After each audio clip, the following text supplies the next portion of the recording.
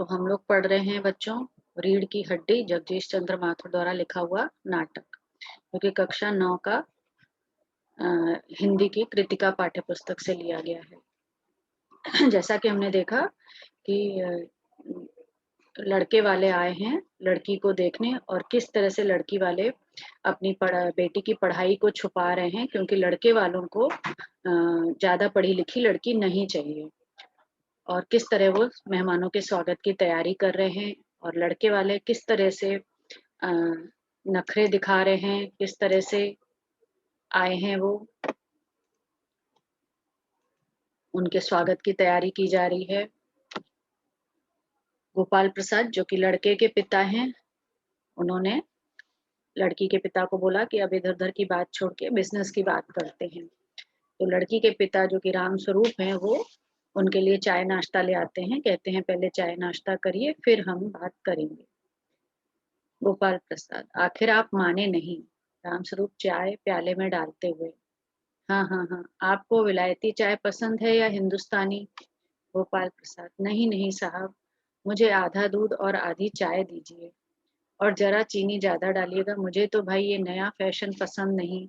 एक तो वैसे ही चाय में पानी काफी होता है, फिर चीनी भी नाम के लिए डाली जाए तो जायका क्या रहेगा? रामस्वरूप हाँ हाँ, कहते तो आप सही हैं। प्याला पकड़ाते हैं शंकर खंखार कर, वो हर बात में पहले क्या करता है ऐसे, इसको बोलते हैं खंखार कर। सुना है सरकार अब ज्यादा चीनी लेने वालों पर टैक्स लगाएगी। गोपाल प्रसाद चाय पीते हुए सरकार चाहे जो कर ले सो कर ले, पर अगर आमदनी करनी है तो सरकार को बस एक ही टैक्स लगाना चाहिए। राम स्वरूप शंकर को प्याला पकड़ाते हुए वह क्या? गोपाल प्रसाद खूबसूरती पर टैक्स लगाना चाहिए। राम स्वरूप और शंकर हंस पड़ते हैं। मजाक नहीं साहब, यह एक ऐसा टैक्स है जनाब कि देने वाले चूं भी नहीं करेंगे। बस शर्त है कि हर एक औरत पर छोड़ दिया जाए कि वह खूबसूरती के स्टैंडर्ड के माफिक अपने ऊपर टैक्स तय कर ले, फिर देखिए सरकार की कैसी आमदनी बढ़ती है। राम स्वरूप वाह वाह, खूब सोचा आपने। आजकल ये खूबसूरती का सवाल भी बेढब हो गया है, हम लोगों के जमाने में तो कभी उठता भी नहीं था। लीजिए लीजिए। गोपाल प्रसाद समोसा उठाते हुए कभी नहीं साहब, कभी नहीं। शंकर की तरफ मुखातिब होकर बोलते हैं आपका क्या ख्याल है शंकर बाबू? किस मामले में? अब ये इधर उधर की बातें कर रहे हैं चाय नाश्ता करते हुए कि खूबसूरती पर टैक्स लगाएं तो औरतें जो हैं बिना और बल्कि खुश होंगी क्योंकि जो जितना खूबसूरत होगा उतना ज्यादा टैक्स होगा तो और सरकार की आमदनी बढ़ जाएगी। राम स्वरूप यही कि शादी तय करने में खूबसूरती का हिस्सा कितना होना चाहिए। गोपाल प्रसाद बीच में ही, यह बात दूसरी है बाबू राम स्वरूप, मैंने आपसे पहले भी कहा था लड़की का खूबसूरत होना निहायत जरूरी है, कैसे भी हो, चाहे पाउडर लगाए चाहे वैसे ही। बात यह है कि हम आप मान भी जाए मगर घर की औरतें तो राजी नहीं होती। आपकी लड़की तो ठीक है, देखिए किस तरह वो लड़की को देख रहे हैं कि लड़की खूबसूरत चाहिए, क्योंकि बाकी किस तरह वो अभी तक तो वो मेकअप और इसकी बुराइयां कर रहे थे, लेकिन अब जब खुद लड़की देखने जा रहे हैं जो बहू पसंद करने आए हैं उसका खूबसूरत होना उनके लिए बहुत जरूरी है। जी हाँ, वह तो आप अभी देख लीजिए। देखना क्या, जब आपसे इतनी बातचीत हो चुकी है तब तो यह रस्म ही समझिए। यह तो आपका मेरे ऊपर भारी एहसान है।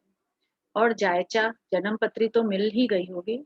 जी जायचे का मिलना क्या मुश्किल बात है, ठाकुर जी के चरणों में रख दिया, बस खुद ब खुद मिला हुआ समझिए।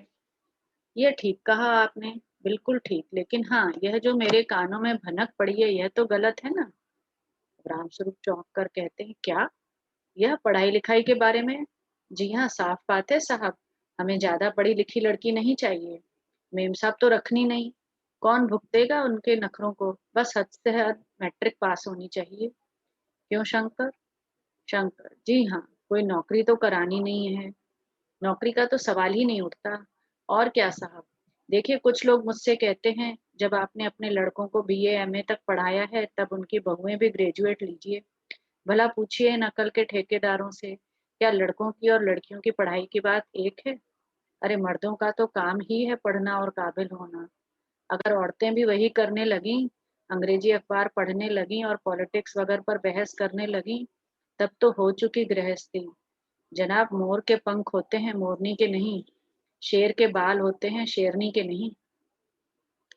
देखिए, अब यहाँ पे असली कहानी का जो अर्थ है वो आ रहा है कि किस तरह से अभी तक जब दुनियादारी की बातें करते हैं तब तो उनकी राय बिल्कुल दूसरी होती है, लेकिन जैसे ही अपनी अ, बेटी की शादी की बात करने लगते हैं, उनके ख़यालात कितने चेंज हो जाते हैं। तो वो कहते हैं कि भले पाउडर लगा के लड़की सुंदर लगे या कैसे भी, लेकिन लड़की को सुंदर होना चाहिए। दूसरा, जन्म पत्री ज़रूर मिलनी चाहिए। जन्म पत्री मिलाने के लिए और वो कितना उसको मतलब बिना जन्म पत्री मिलाए शादियाँ नहीं होती इंडिया में। और दूसरी बात इसमें देखिए कि किस तरह से उन्होंने बोला कि भले उनके बेटे बीए, एमए पढ़े हैं, लेकिन वो क्या करते हैं, उनको लड़कियाँ पढ़ी-लिखी नहीं चाहिए क्योंकि उनको नौकरी नहीं करवानी है। अब आप बताइए, पढ़ाई-लिखाई का नौकरी से कोई मतलब नहीं होता है। लेकिन कई लोग सोचते हैं जब नौकरी नहीं करनी है तो पढ़ाई क्यों करवाएँ? जबकि पढ़ाई जो है हमारे विचारों को आधुनिक बनाती है, ओपन माइंडेड बनाती है, हमें ब्रॉड माइंडेड बनते हैं, पढ़ाई करके हमें अलग-अलग दुनिया का नॉलेज आता है ना? लेकिन कई लोगों को लगता है पढ़ाई की जाती है नौकरी करने के लिए।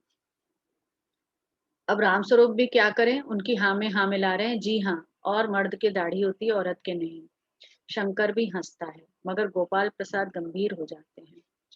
हाँ, हाँ, वह भी सही है। कहने का मतलब है कि कुछ बातें दुनिया में ऐसी हैं जो सिर्फ मर्दों के लिए है और ऊँची तालीम भी ऐसी चीज़ों में से एक है। रामस्वरूप, चाय और लीजिए? धन्यवाद, पी चुका। गोपाल प्रसाद से आप? बस साहब अब तो खत्म ही कीजिए। आपने तो कुछ खाया ही नहीं, चाय के साथ टोस्ट नहीं थे, क्या बताएँ वो मक्खन। गोपाल प्रसाद, नाश्ता ही तो करना था साहब, कोई पेट थोड़ी भरना था, फिर टोस्ट-वोस्ट मैं खाता भी नहीं। मेज को एक तरफ सरका देते हैं, फिर अंदर के दरवाजे की ओर मुंह कर जरा जोर से, अरे जरा पान भिजवा देना, सिगरेट मंगवाऊं। देखिए, लड़की के पिता किस तरह से उनकी खातिरदारी किए जा रहे हैं, उनकी बातें सुन रहे हैं और उनके ख्यालात क्या हैं कि जो ऊंची तालीम है, मतलब एक वक्त तो था कि औरतों का पढ़ाई करना ही अच्छा नहीं माना जाता था, फिर जब थोड़ी पढ़ाई की तो ऐसा माने जाने लगा कि केवल 10वीं तक की पढ़ाई औरतों के लिए बहुत है, या कुछ बस उनको अक्षर ज्ञान होना चाहिए, इससे ज़्यादा औरतों को नहीं पढ़ाना चाहिए, क्योंकि वो उस पे मर्दों का हक होता है केवल, ऐसा लड़के के पिता गोपाल प्रसाद का कहना है।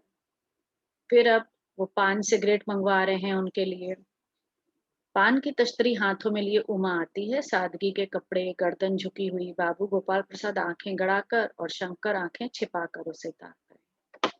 देखिए, जो लड़की है काफी पढ़ी लिखी है, लेकिन उसे वो इसलिए बहुत ही सादे कपड़ों में आई है, जबकि लड़कियों को जब कोई देखने आता है तो उन्हें बहुत सजाया धजाया जाता है, लेकिन उमा जो है वो बहुत ही सिंपल लड़की है, तो इसलिए वो सादे कपड़ों में आई है।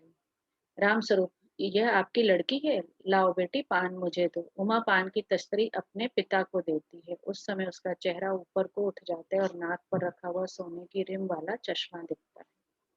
बाप बेटे चौंक उठते हैं और एक साथ बोलते हैं, चश्मा? रामस्वरूप जरा सकपका कर, जी, वह तो पिछले महीने में इसकी आंखें दुखनी आ गई थी, सो कुछ दिनों के लिए चश्मा लगाना पड़ रहा है। पढ़ाई वढ़ाई की वजह से तो नहीं है ना कुछ? रामस्वरूप, नहीं साहब, वह तो मैंने अर्ज किया ना। गोपाल प्रसाद संतुष्ट होकर, बैठो बेटी। रामस्वरूप, वहां बैठ जाओ उमा, उस तख्त पर अपने बाजे के पास। गोपाल प्रसाद, चाल में तो कुछ खराबी ही नहीं है। खराबी है नहीं, चेहरे पर भी छवि है। हाँ, कुछ गाना बजाना सीखा है? जी हाँ, सितार भी और बाजा भी। सुनाओ तो उमा एक आध गीत। उमा सितार उठाती है, थोड़ी देर बाद मीरा का मशहूर गीत मेरे तो गुड़धर गोपाल दूसरा न कोई गाना शुरू कर देती है।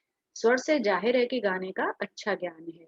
उसके स्वर में तल्लीनता आ जाती है, यहाँ तक कि उसका मस्तक उठ जाता है। उसकी आंखें शंकर की झेपती सी आंखों में मिल जाती हैं और वह गाते गाते एक साथ रुक जाती है। रामस्वरूप, क्यों, क्या हुआ, गाने को पूरा करो उमा। गोपाल प्रसाद कहते, नहीं नहीं साहब, काफी है, आपकी लड़की अच्छा गाती है। उमा सितार रखकर अंदर जाने को उठती है। गोपाल प्रसाद बोलते हैं, अभी ठहरो बेटी, थोड़ा और बैठी रहो उमा, तो तुमने पेंटिंग वेंटिंग भी। लेकिन उमा चुप रहती है।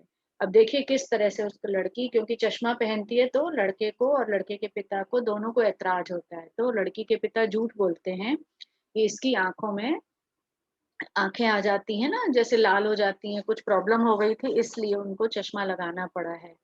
तो उन्हें डाउट होता है कि क्या पढ़ाई ज्यादा करती है इसलिए तो नहीं चश्मा लगाया है। लेकिन उनके पिता झूठ बोलते हैं कि कुछ दिनों के लिए केवल चश्मा लगा हुआ है। और उसके बाद वो लड़की को बोलते हैं कि चल के दिखाओ, उसकी चाल देखते हैं कि ठीक है कि नहीं है ना?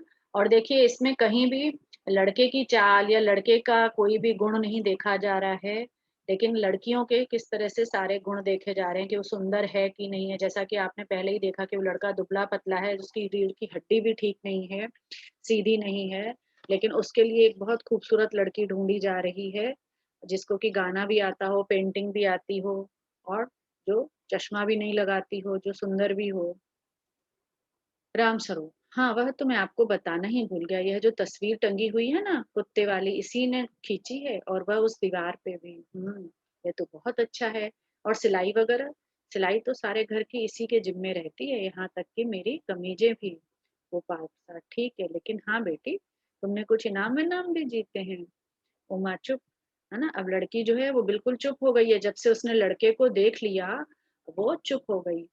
और वो उससे पूछे जा रहे हैं कि आपको क्या-क्या आता है, खाना बनाना आता है कि नहीं, सिलाई करनी आती है कि नहीं? रामस्वरूप इशारे के लिए खांसते हैं, लेकिन उमा चुप है, उसी तरह गर्दन झुकाए। गोपाल प्रसाद अधीर होते हैं और रामस्वरूप सकपका जाते हैं। जवाब दो उमा। फिर कहते हैं, जरा शर्माती है, इनाम तो इसने बहुत से जीते हैं। गोपाल प्रसाद जरा रुखी आवाज में, इसे भी तो मुंह खोलना चाहिए। उमा देखो आप क्या कह रहे हैं, जवाब दो बेटा।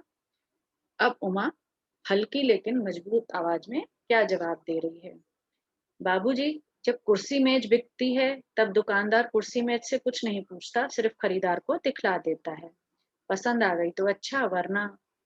रामस्वरूप चौंक के खड़े हो जाते हैं। उमा, अब मुझे कह लेने दीजिए बाबूजी, ये जो महाशय मेरे खरीदार बनकर आए हैं, इनसे जरा पूछिए कि क्या लड़कियों के दिल नहीं होता, क्या उनके चोट नहीं लगती, क्या बेबस भेड़ बकरियां हैं जिन्हें कसाई अच्छी तरह देखभाल कर।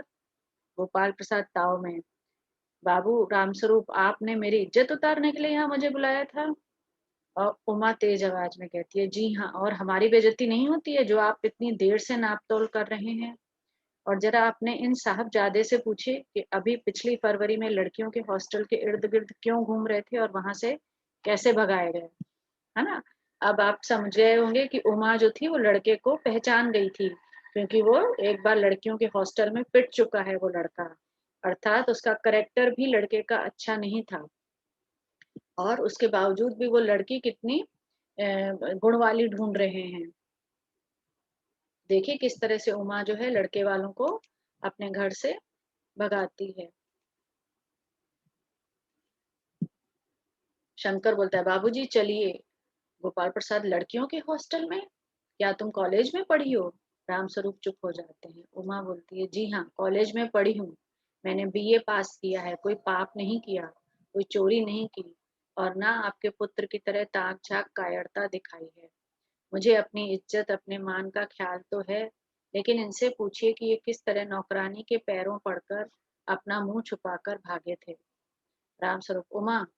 गोपाल प्रसाद खड़े होकर गुस्से में, बस हो चुका बाबू स्वरूप, आपने मेरे साथ दगा किया। आपकी लड़की बीए पास है, लेकिन आपने मुझसे कहा कि सिर्फ मैट्रिक तक पढ़ी है। लाइए मेरी छड़ी कहाँ है, मैं चलता हूँ। बेत ढूंढकर उठाते हैं। बीए पास? उफ, गजब हो जाता है, झूठ का भी कुछ ठिकाना है। आओ बेटे, चलो। उमा, जी हाँ, जरूर चले जाइए, लेकिन घर जाकर जरा यह पता लगाइएगा कि आपके लाडले बेटे की रीढ़ की हड्डी भी है या नहीं, यानी बैकबोन। बाबू गोपाल प्रसाद के चेहरे पर बेबसी का गुस्सा और उनके लड़के के रुलासापन, दोनों बाहर चले जाते हैं। बाबू रामस्वरूप कुर्सी पर धम से बैठ जाते हैं। उमा सहसा चुप हो जाती है। प्रेमा का घबराहट की हालत में आना। प्रेमा, उमा रो रही है, यह सुनकर रामस्वरूप खड़े होते हैं। रतन आता है। बाबूजी मक्खन, सब रतन की तरफ देखते हैं और पर्दा गिरता है। तो देखिए किस तरह से वो ये मक्खन क्या बता रहे हैं कि वो मक्खन लगा रहे थे लड़के वालों को कि किसी तरह उनकी बेटी की शादी हो जाए, है ना? वो झूठ बोल रहे थे, उनकी बेटी इतनी गुणवान थी, इतनी पढ़ी लिखी थी, लेकिन क्योंकि पूरी ही सोसाइटी में उनको ऐसा नहीं लड़का मिल रहा था जो एक पढ़ी लिखी लड़की से शादी करे, इसलिए उन्हें मजबूरन किसी खराब लड़के से भी अपनी शादी करनी पड़ रही थी।